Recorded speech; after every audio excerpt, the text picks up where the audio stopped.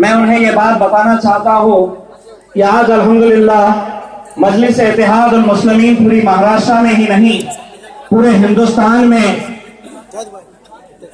अगर इतनी धूम मचा रही है तो उसकी वजह यह नहीं है कि आज कुछ ही महीनों पहले मैंने मजलिस ज्वाइन किया था। आज अगर हमें कुछ कामयाबी मिल रही है तो उसकी सबसे अहम वजह यह है कि वो नौजवान जिन्होंने पिछले कई सालों से शिद्दत से मेहनत की थी और उन नौजवानों में पुणे की वो बॉडी भी शामिल है जिसे सरफराज साहब लीड कर रहे थे, जिसे जाहिद जैसे नौजवानों ने आगे बढ़ाया था। इसीलिए मैं आपको एक बात कहना चाहता हूं, देखिए मजलिस में हर रोज नए लोग तो आएंगे, नए लोग जुड़ते जाएंगे, लेकिन वो लोग जो मजलिस के साथ पहले से जुड़े थे, ऐसे वक्त से जुड़े थे जब मजलिस के करीब कोई आना नहीं चाहता था, ऐसे वक्त मेरे शेरों ने मजलिस को जिंदा रखा था। इसीलिए ये बात अच्छी तरह से समझ लीजिए, भले ही आज आपको आमदार इम्तियाज जलील यहां पर खड़ा है, लेकिन उन नौजवानों की इज्जत हमेशा बनी रहेगी मजलिस के अंदर जिसने मजलिस को इतनी ताकत दी है और यहां तक पहुंचाया है। आप लोग हैं उसके जिम्मेदार। और जैसा मैंने आपको बताया है कि आज इमरान भाई महाराष्ट्र में हमारे 2 एमएलए हैं।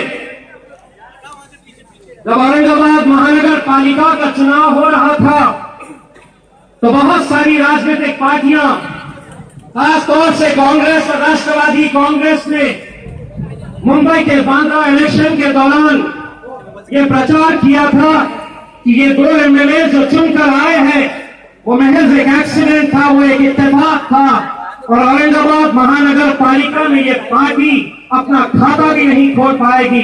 लेकिन अल्हम्दुलिल्लाह एक बार हमने इत्तेहाद का सबूत दिया था, 2 एमएलए चुनकर आए, दूसरी बार हमने इत्तेहाद का सबूत दिया तो आज 27 एमएलए कॉर्पोरेट हमारे चुनकर आए। मैं पूना की आवाम को एक बात कहना चाहता हूं, जो इस बात से मैंने शुरुआत की थी कि बहुत छोटी छोटी बातों में हम बिखर जाते हैं, बढ़ जाते हैं। बहुत आसान होता है हम लोगों को यूं ही बिखेर देना, लेकिन एक बात समझ लीजिए कि यहां पर कोई आदमी की कोई अहमियत नहीं है। यहां पर इम्तियाज जलील जैसे कितने आएंगे और कितने जाएंगे, लेकिन अगर यहां पर कोई बड़ा है जो सबसे अहम है तो वो मजलिस इत्तेहाद उल मुस्लिमीन है, वो मेरी पार्टी है और उस पार्टी को हम यूं ही बिखेरने नहीं देंगे। ये बड़े शर्म की बात है पूना की आवाम के लिए कि आपने शुरुआत जो की थी, आज मुझे बताया जाता है कि पुणे महानगर पालिका में किसी दौर में आपके 14, 16 और 17 कॉर्पोरेटर चुनकर आते थे। आज ये आप सबके लिए और हम सबके लिए शर्म की बात होनी चाहिए कि आज आप लोग 2 पर रह गए हैं। हम लोगों ने 0 से शुरू किया था और आज हम 27 पर पहुंचे हैं। वो इसलिए नहीं पहुंचे हैं कि हम यूं ही बिखरते रहे, हम यूं ही बटते रहे या यूं ही बिकते रहे। हमने इत्तेहाद का सबूत दिखाया है और उस इत्तेहाद का सबूत आज पूरे महाराष्ट्र में एक उम्मीद जगाया है। दोस्तों, न जाने कितने सालों से आप लोग उस मंजर को देखते आ रहे हैं, जब जश्न मनाया जाता तो भगवे झंडे लहराए जाते थे और हम किनारों पर खड़े रह के उसे देखते थे। आज अल्हम्दुलिल्लाह उस ताकत की वजह से मैं आपको बताना चाहूंगा कि औरंगाबाद से जब हमारा काफिला निकला, हर छोटे गांव में, हर शहर में हरा झंडा और नीला झंडा लहरा। वो क्यों हुआ? वो कैसी ताकत थी? ये इल्जाम लगाया जा रहा था हम पर कि मजलिस इत्तेहाद उल मुस्लिमीन मुसलमानों की पार्टी है। दोस्तों, यहां पर जो कॉर्पोरेटर्स बैठे हैं उनमें मेरे 5 दलित भाई भी बैठे हैं। उन 5 दलित भाइयों में से एक ओबीसी हिंदू लेडी को भी हमने चुनकर दिया है। और सबसे हैरानी की बात आपको ये होनी चाहिए कि जिस इलाके से हमने उसे चुनकर दिया है वो मुसलमानों का इलाका है। क्या बात है? सारी आबादी वहां पर मुसलमानों की है। जब हमने उसे टिकट दिया तो बहुत सारे लोगों ने कहा कि ये सीट हम जीत ही नहीं सकते। कांग्रेस ने मुसलमान कैंडिडेट को टिकट दिया, राष्ट्रवादी ने मुसलमान कैंडिडेट को टिकट दिया, हमने हमारी उस ओबीसी हिंदू लेडी को टिकट दिया और हमने लोगों से यही कहा कि जीतेगी तो हमारी ही कैंडिडेट जीतेगी। उसकी वजह यह थी, हमने लोगों को यह बताया कि मुसलमान एक बार जबान दे देता है तो फिर वो जबान से पीछे नहीं आता।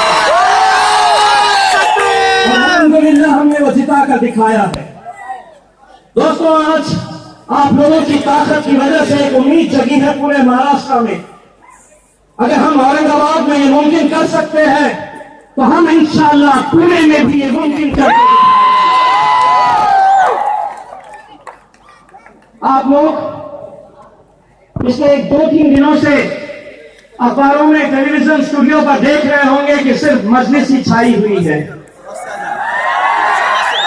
आजकल तो ऐसा हो गया है भाइयों की मजलिस के बगैर इनका कोई प्रोग्राम पूरा नहीं होता। हमने एक मजलिस की तरफ से एक मुद्दा उठाया और मुद्दा यह था साहब कि जिस शहर औरंगाबाद से मैं आता हूं वहां पर 27 सालों के बाद एक मुस्लिम एमएलए नसीब हुआ है आप लोगों की दुआओं की वजह से। देखिए, मरना हर इंसान को है, मुझे भी मरना है, आप सबको भी मरना है।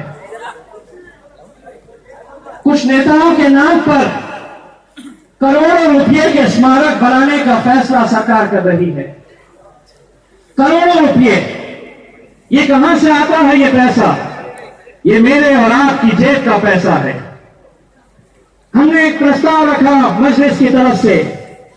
हमने ये कहा कि आप करोड़ों रुपया जो इन मेमोरियल्स पर, इन स्मारकों पर, इन पुतलों पर लगाते हैं, उसकी जगह आप गरीबों के लिए अस्पताल खोलिए, आप गरीबों के लिए स्कूल खोलिए। वक्त की जरूरत है।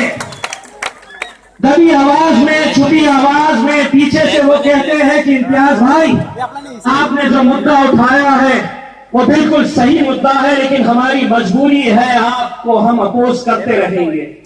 लेकिन कब तक इस तरह की घटिया राजनीति करते रहेंगे? मजलिस घटिया राजनीति करने के लिए नहीं आई है, बेसहारा की आवाज बनने के लिए आई है।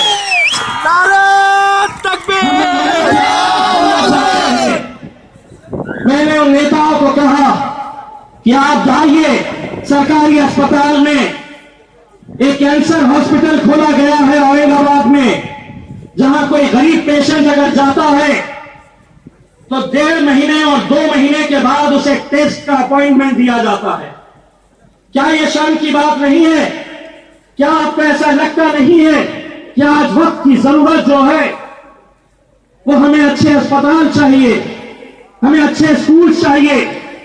और मैंने सिर्फ पुतलों की या मेमोरियल्स की या स्मारक का विरोध नहीं किया, मैंने यहां तक कहा हूं कि जाओ और जो मुसलमानों को हज के लिए तुम सब्सिडी देते हैं वो सब्सिडी भी कैंसिल करो और वो पैसे से मुसलमान बच्चों के लिए स्कूल्स खोलो।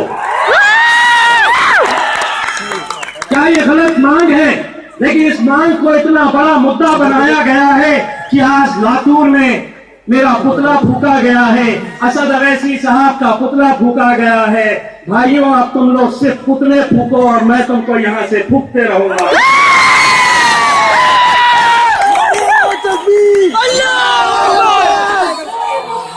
बहुत हो गया, बहुत बर्दाश्त कर लिया हमने। मेरे नौजवान बच्चे, मेरे नौजवान भाई लोग जब यहाँ पर आ रहे थे बड़े जोश में थे। मैंने फौरन देखा है पुलिस वाले साहब ने फौरन किसी को कहा कि जल्दी फोर्स भेजिए।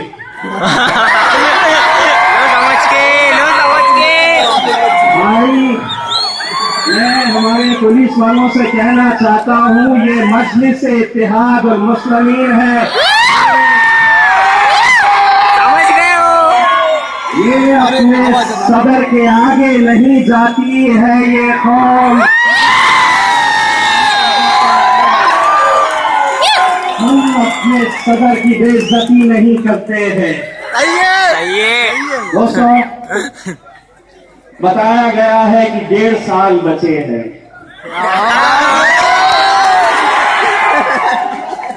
देखिए, अब हर तरह की कोशिशें की जाएगी, हर तरह की साजिशें और षड्यंत्र रचे जाएंगे और कोशिश ये होगी साहब कि जो 2 आए हैं अभी वो 2 भी कैसे चले जाए। लेकिन एक बात कान खोल के सुनो,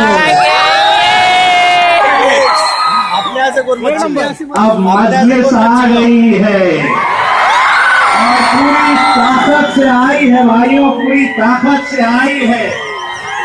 अब तो खुली चुनौती दे रहे हैं।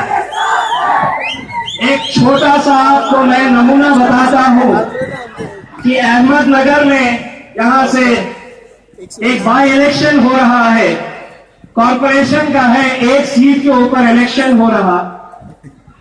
राष्ट्रवादी कांग्रेस ने अपना एक कैंडिडेट वहां पर खड़ा किया, एक इंडिपेंडेंट कैंडिडेट वहां पर खड़ा है, दोनों भी मुसलमान हैं। तो कल राष्ट्रवादी कांग्रेस का एक बड़ा जत्था बहुत सालों का मेरे पास आया और कहने लगा, इम्तियाज भाई, हम पूरे के पूरे मजलिस ज्वाइन करने वाले हैं।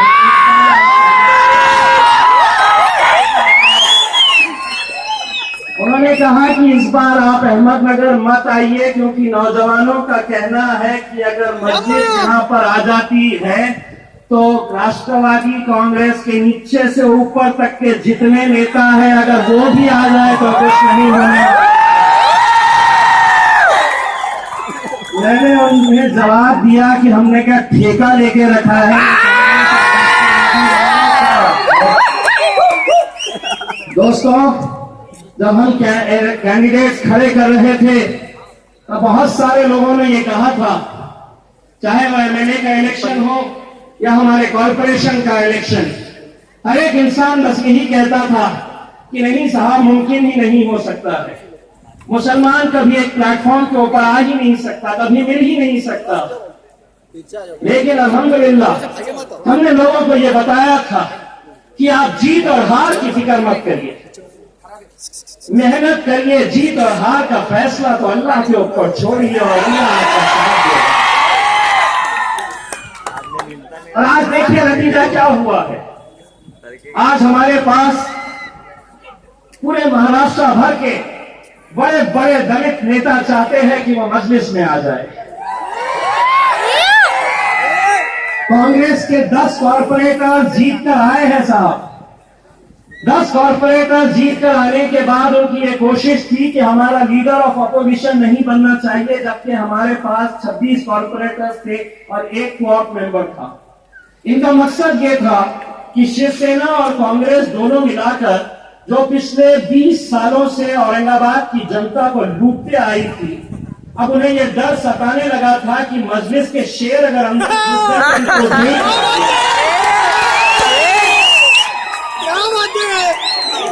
और हमने भी यूं ही नहीं लिया, हमने लीडर ऑफ अपोजिशन की जो पोस्ट दी तो वो भी एक पहलवान को दे दिया, अज्जू। अब हमने बोले आप करते रहिए, आप कुश्ती लड़ते रहिए, देखा जाएगा। बस भाइयों, मेरा आपसे यही गुजारिश है, अब आए हैं आखिरी 1.5 साल के वक्त में आपको मजलिस को बहुत आगे बढ़ाना है इंशाल्लाह। हम लोग बहुत छोटी छोटी बातों के अंदर बिखर जाते हैं, बहुत छोटी छोटी बातों के अंदर हम बढ़ जाते हैं, दिख जाते हैं। आज तक ये एक इतिहास रहा है मुसलमानों की राजनीति का कि मुसलमानों को कभी गैरों ने नहीं हराया है, अगर मुसलमानों को किसी ने हराया है तो मुसलमानों ने मुसलमानों को हराया। ये सच्चाई है, चाहे फिर वो कांग्रेस के दलाल हो या राष्ट्रवादी के दलाल हो, ये बस अपने फायदे के लिए ये राजनीति करते आए हैं। मजलिस जो राजनीति करेंगी अपनी आवाम के लिए करेंगी, अपनी कौम के लिए करेंगी, दलितों के लिए करेंगी, ओबीसी के लिए करेंगी। हम आपकी ताकत बनने के लिए आए हैं, हम आपकी आवाज बनने के लिए आए हैं। बस आप लोगों से यही गुजारिश है, यही ताकत बनाए रखिएगा, यही जोश बनाए रखिएगा और जोश के साथ होश को भी रखिएगा। छोटी छोटी बातें हो सकती है, छोटी मोटी गलतियां हमसे भी हो सकती है। अगर हम छोटी मोटी गलतियां नहीं करते तो हम आपको यकीन दिलाते कि औरंगाबाद में हम सिंगल लार्जेस्ट पार्टी बनकर उभरते। लेकिन इसके बावजूद भी केंद्र में भले ही बीजेपी की सरकार रही हो, महाराष्ट्र में ही भले बीजेपी की सरकार रही हो, लेकिन औरंगाबाद में हमने बीजेपी को पछाड़ कर आगे बढ़ा है 3 सीटों से। सेना से महज 2 सीट हमारे कम थे और राष्ट्रवादी नाम की एक पार्टी हुआ करती थी। ऐसा जानते हैं उनके कितने कॉर्पोरेटर्स आए हैं? 113 में से 3 आए हैं।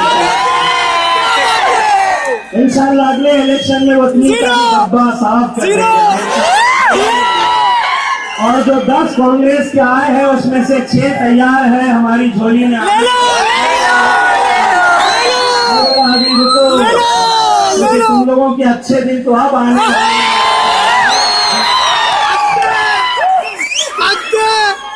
भाइयों, आप लोगों ने यहाँ पर बुलाया, हम लोगों का इतनी इज्जत बख्शी। ये कॉर्पोरेटर्स को हम पूरे महाराष्ट्र में ले जाकर दिखाना चाहते हैं, बताना चाहते हैं कि देखिए जो औरंगाबाद में मुमकिन हुआ है वो दूसरे शहरों में भी मुमकिन हो सकता है और इंशाल्लाह पुणे में तो जरूर मुमकिन हो सकता है। बस अपने साथ अपनी जमात को ताकतवर बनाइए और अपनी दुआओं में हमें जरूर याद रखिए। बहुत बहुत शुक्रिया।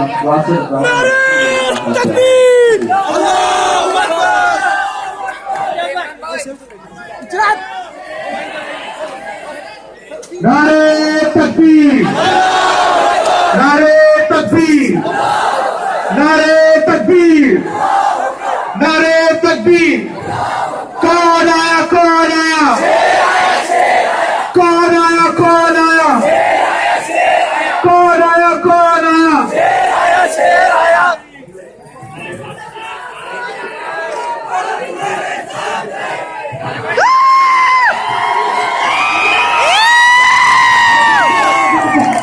देखो